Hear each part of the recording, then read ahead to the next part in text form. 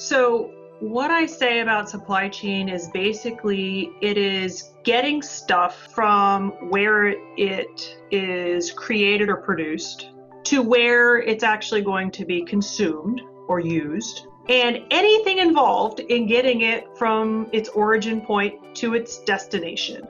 What happened with COVID was that other places that were making our stuff got hit. And so the things we were trying to get them to make, they couldn't make. The supply sources in the supply chain, they stopped working.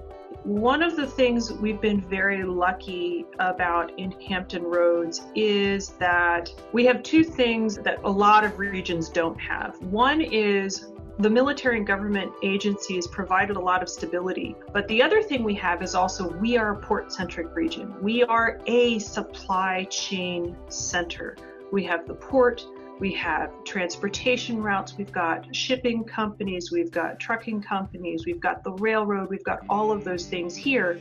And so we had access perhaps to things that other regions might have taken them a day or two to get. And so the difference between this COVID pandemic and say a more common natural disaster we might think about, like a hurricane or an earthquake coming through, was that the pandemic really was global and it wasn't necessarily confined to one region, but it also changed our patterns of behavior, or changed our patterns of consumption for a very long time. So I think one of the things that is going to be happening across all supply chains is that companies are going to be much more detailed at examining their supply chain networks. I also am hoping that if we look into resources for Hampton Roads, that we combine those with some of the other things that have been at the forefront of our concerns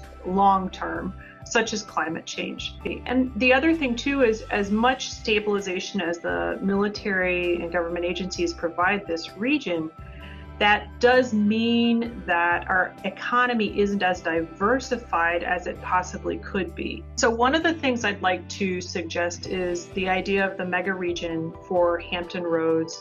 We have multiple entities in Hampton Roads, and from what I understand, historically, those regions haven't always worked together. But in many cases, what occurs or happens in one place is going to impact another. So I think I used the expression of we have both the burden and the blessing of being connected with these other entities.